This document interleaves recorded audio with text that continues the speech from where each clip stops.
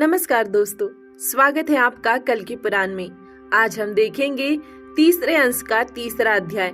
तो आइए दोस्तों शुरू करते हैं। सूत जी बोले, परम धार्मिक कल्की जी ने आनंद पूर्वक आए हुए और आराम से बैठे हुए मुनियों को देखकर उनकी विधि पूर्वक पूजा करके कहा, साक्षात सूर्य के समान तेजस्वी, तीर्थ यात्रा के लिए तैयार, तीनों लोकों की भलाई करने वाले आप कौन हैं? आज आप लोग हमारे भाग्य से ही यहाँ उपस्थित हुए हैं। आज मैं इस संसार में पुण्यवान, भाग्यवान और यशस्वी हुआ हूँ, क्योंकि आप लोगों ने आज मुझे कृपापूर्ण नेत्रों से देखा है।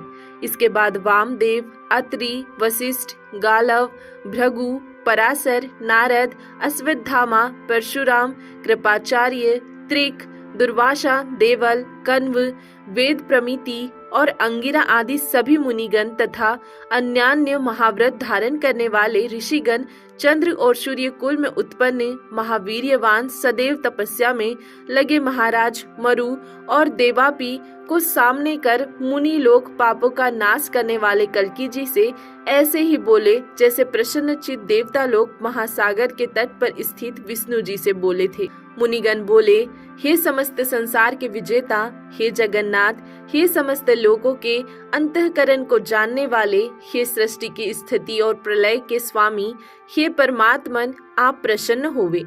हे पद्माक जी के स्वामी, आप काल स्वरूप हैं। संसार के गुण और कर्म आप में ही रहते हैं। ब्रह्मा आदि देवतागण भी आपके कमल के समान चरणों की पूजा करते हैं। आप इस समय हमसे प्रसन्न होवे। इस प्रकार मुनियों के वचन सुनकर संसार के स्वामी कल्की जी बोले, हे मुनियों, आप लोगों के सामने ये दो महाबलवान, महापराक्रमी और तपस्वी लोग कौन हैं? ये दोनों लोग गंगा जी की स्तुति कर प्रसन्नचित्त यहाँ किस कारण आए हैं?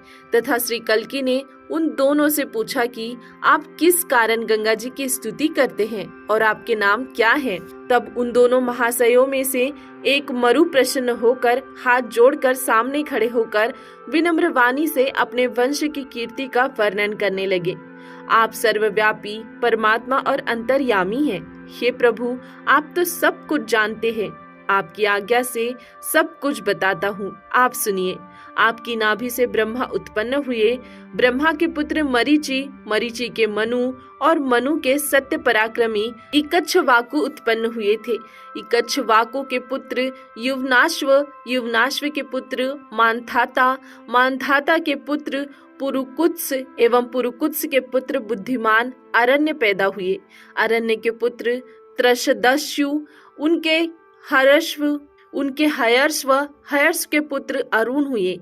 अरुण के पुत्र बुद्धिमान त्रिशंकु और त्रिशंकु के प्रतापवान महाराजा हरिश्चंद्र हुए थे। महाराजा हरिश्चंद्र के पुत्र हरित या रोहित, हरित के पुत्र भरुक, भरुक के पुत्र व्रक या रुरक, व्रक के पुत्र सगर और सगर के पुत्र असमंजस और असमंजस के पुत्र अंशुमान हुए। अंशुमान के पुत्र दिलीप और दिलीप के भागीरथ नामक प्रसिद्ध पुत्र थे। वे भागीरथ ही गंगा को लाए थे। इसी कारण गंगा जी भागीरथी नाम से प्रसिद्ध हुई। आपके चरणों से उत्पन्न होने के कारण संसार के लोग इनकी स्तुति, प्रणाम और पूजा करते हैं। भागीरथी के पुत्र नाभ या नाभाग, नाभ के पुत्र बलवान संधु द्वीप हुए और संधु द्वीप के आयुताश्व ने जन्म लिया। आयुताश्व के पुत्र ऋतुपर्ण, ऋतुपर्ण के पुत्र सुदास, सुदास के पुत्र सौदास, सौदास के पुत्र बुद्धिमान अश्मक हुए। अश्मक के पुत्र मूलक, मूलक के पुत्र दशरथ यानी प्रथम हुए और दशरथ के एडविक ने जन्म लिया। एडविक के पुत्र विश्वासह, विश्वासह के पुत्र खडवांग और खडवांग के पुत्र दीर्घबाहु थे। दीर्घबाहु के पुत्र रघु, रघु के पुत्र अज, अज के पुत्र दशरथ द्वितीय हुए। दशरथ से साक्षात संसार के स्वामी अवतार रूप में श्री राम ने जन्म लिया। राम अवतार की कथा सुनकर कल्की जी अत्यंत प्रसन्न हुए और श्री राम चरित्र का विस्तार से वर्णन करने के लिए मरु से कहा। मरु ने कहा, इस पृथ्वी में ऐसा कौन है जो सीता जी के पति श्री रामचंद्र के कर्मों का वर्णन कर सके? हजार मुख वाले अनंत जी भी उनके यश का गुणगान करने में असमर्थ है। फिर भी आपकी आज्ञा से, आपकी बुद्धि के अनुसार पाप ताप को नाश करने वाले श्री रामचंद्र जी के पावन चरित्र का वर्णन करता हूँ। प्राचीन समय में ब्रह्मा आदि देवताओं द्वारा राक्षसों के विनाश के लिए प्रार्थना किए जाने पर सूर्य वंश में राम, लक्ष्मण, भरत, शत्रुघ्न इन 4 अंशों के रूप में अज पुत्र दशरथ जी के यहाँ राक्षसों का नाश करने वाले जानकी जी के पति श्री रामचंद्र जी ने अवतार लिया था। उन्होंने शेषावस्था में ऋषि विश्वामित्र के यज्ञ में विघ्न डालने वाले राक्षसों को अपने बल से नष्ट कर श्रेष्ठता को सिद्ध किया, जिनकी कृपा से इच्छाओं वाले संसार में पुनर्जन्म नहीं होता। जो महाबलवान और प्रभा वाले हैं, ऐसे समस्त शस्त्र विद्याओं में पारंगत श्री रामचंद्र जी संसार को मोहने वाला और काम को भी लजाने वाला सुंदर रूप धारण कर अपने छोटे भाई सहित मुनि विश्वामित्र के साथ राजा जनक की सभा में गए। ब्रह्मा जी के पीछे सुशोभित चंद्रमा की भांति अनुपम तेजस्वी श्री रामचंद्र जी के छोटे भाई लक्ष्मण सहित विश्वामित्र मुनि के पीछे विधि पूर्वक बैठे। आदिदेव परमात्मा को सामने देखकर राजा जनक जी ने सोचा कि ये जानकी के योग्य वर हैं और अपने प्रण की कठोरता को समझकर मन ही मन अपनी भर्त्सना की और श्री रामचंद्र जी के पास गए। श्री रामचंद्र जी ने राजा जनक का सम्मान पाकर और सीता जी की चितवन से सत्कार पाकर अत्यंत कठोर धनुष को हाथ में लेकर उसके 2 टुकड़े कर दिए। इससे श्री रामचंद्र की जय, श्री रामचंद्र की जय की ऊंची ध्वनि हुई जो तीनों लोकों में फैल गई। इस प्रकार श्री रामचंद्र जी अति शोभित हुए। इसके बाद राजा जनक के दशरथ जी के 4 पुत्रों को यानी राम, लक्ष्मण, भरत और शत्रुघ्न को अपनी अलंकृत 4 पुत्रियों का यानी क्रमशः सीता, उर्मिला, मांडवी और श्रुति कीर्ति का प्रसन्नता पूर्वक कन्यादान कर दिया। जब सब लोग आनंद पूर्वक विवाह करके अवधपुरी को जा रहे थे, तब रास्ते में भृगुपुत्र परशुराम जी ने श्री राम जी पर अपनी असीम वीरता दर्शाई।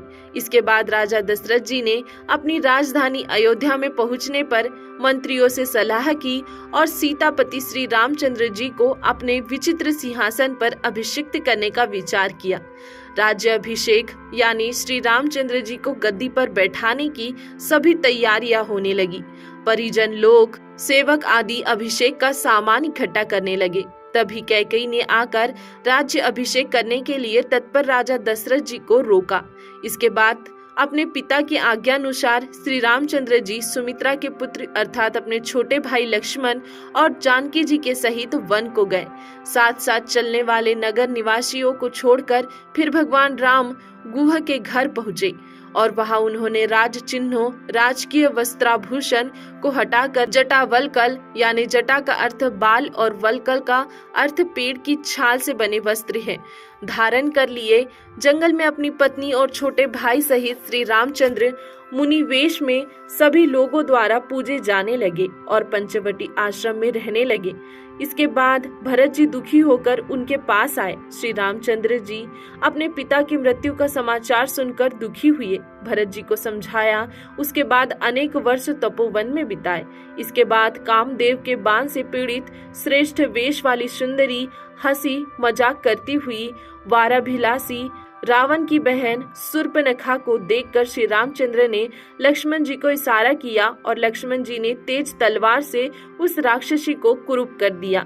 इसके बाद श्री रामचंद्र जी ने रास्ते में एक दानव को नष्ट कर रावण के अनुगामी 14,000 सेना के स्वामी खरदूषण को उसके सेवकों सहित नष्ट किया। इसके उपरांत अपनी प्रिय सीता जी की प्रिय इच्छा के अनुसार सोने के चंचल हिरण रूपी राक्षस को मार डाला। इसके बाद वे राम को सोने के हिरण के रूप में राक्षस का पीछा करते हुए व लक्ष्मण को जाते हुए देखकर रावण ने शीघ्रता पूर्वक श्री राम के आश्रम से सीता का हरण कर लिया। अपनी घास फूस से बनी कुटिया में सीता जी को न देखकर हे सीते विलाप करते हुए श्री रामचंद्र जी मूर्छित हो गए।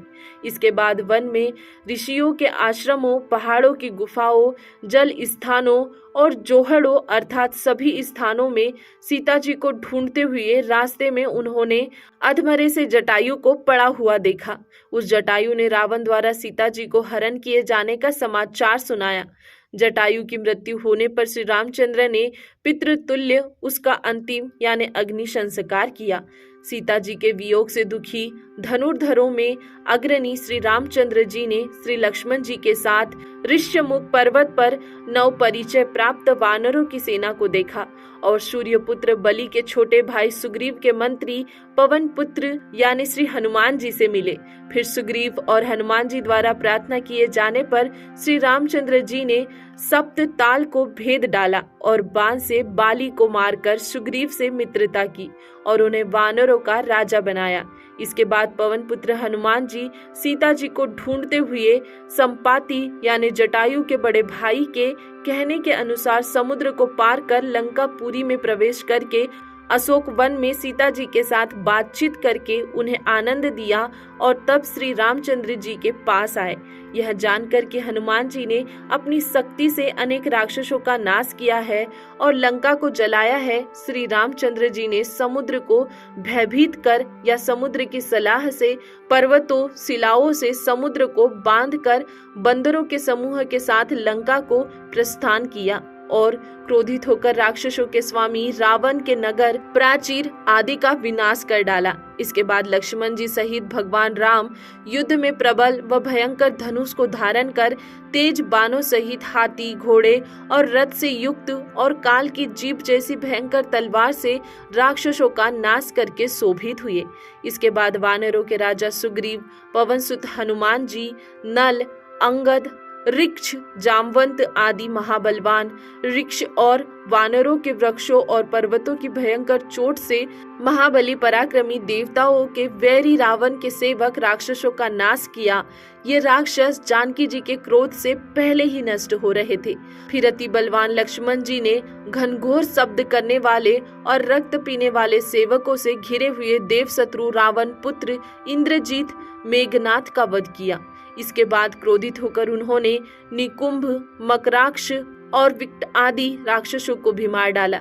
इसके बाद रावण ने भी करोड़ों हाथियों, रथों और घोड़ों पर सवार तथा पैदल सेनाओं के साथ युद्ध स्थल में जाकर वानर सेना के स्वामी सुग्रीव के प्रभु अनंत दिव्य अस्त्रों के धारण करने वाले श्री रामचंद्र जी के पास आकर युद्ध करना शुरू किया।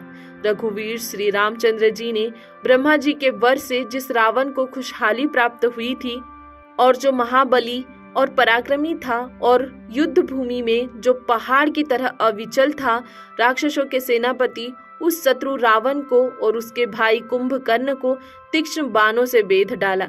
इसके बाद श्री राम और रावण ने आपस में तीक्ष्ण बाण चलाए जिससे बादलों की घटा के समान पूरा आकाश ढक गया। बाणों के आपस में टकराने से आवाजें बहुत और टकराव से आग की चिंगारियां निकलने लगी।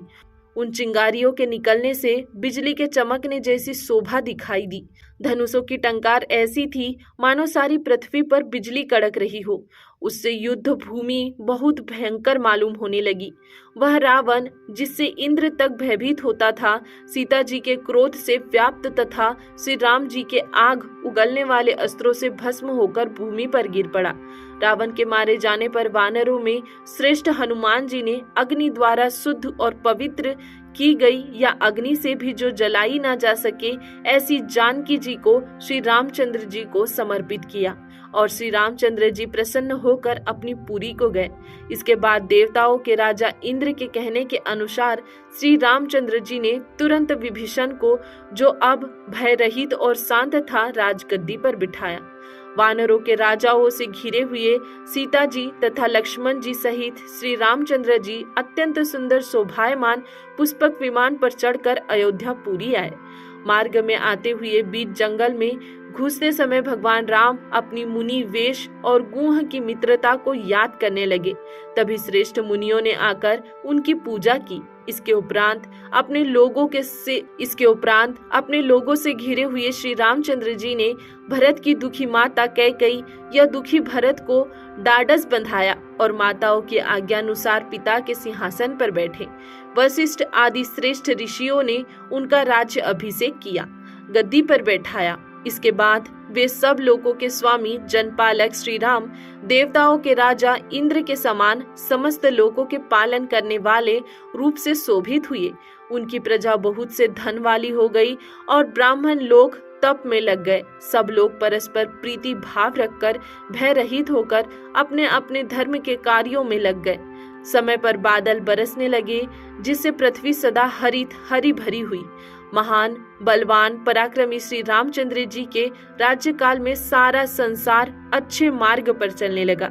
इस प्रकार 10,000 वर्ष तक श्री रामचंद्र जी ने अपने अनेक गुणों से प्रजा को प्रसन्न रखते हुए अपना मनोरथ पूरा करके अपनी प्रिय जानकी जी के मन को आनंदित किया। महामुनियों के सहित 3 अश्वमेध यज्ञ भी बिना बाधा के पूरे किए और अनेक दक्षिणा व दान और यज्ञ द्वारा देवताओं को संतुष्ट किया। इसके बाद श्री रामचंद्र जी ने किसी कारणवश निर्दय चित्त करके जानकी जी को परित्याग कर जंगल में छोड़ दिया। फिर प्रचेता पुत्र दयालु वाल्मीकि जी ने अपनी बनाई हुई रामायण को याद किया और दुखी चित्त से श्री रामचंद्र जी की परम प्रिय जानकी जी को अपने आश्रम ले गए। पृथ्वी की पुत्री जानकी जी के कुश और लव नाम के 2 महाबलवान पराक्रमी पुत्र पैदा हुए। इन 2 राजकुमारों ने श्री रामचंद्र जी के पास जाकर उनकी कीर्ति का गायन किया। मुनिवर श्री वाल्मीकि जी ने इन दोनों पुत्रों के सहित निंदा रहित देवताओं द्वारा पूजी गई सीता जी को श्री रामचंद्र जी को समर्पित किया। इसके उपरांत श्री राम जी ने अपने सामने पुत्रों सहित उपस्थित रोती हुई जानकी जी से कहा, तुम अपनी शुद्धि के लिए फिर अग्नि में प्रवेश करो। श्री रामचंद्र जी का यह वाक्य सुनकर सीता जी उनके कमल रूपी चरणों में प्रणाम करती हुई अपनी माता पृथ्वी के साथ मणियों के समूह के समान उज्जवल पाताल में प्रवेश कर गई। श्री रामचंद्र जी जानकी जी के इस प्रकार पाताल में प्रवेश को याद करते हुए गुरु वशिष्ठ, छोटे भाइयों, परिजनों तथा पशुओं सहित प्रसन्नचित सरयू नदी के जल को छूकर सुंदर विमान में बैठकर वैकुंठ धाम को चले गए।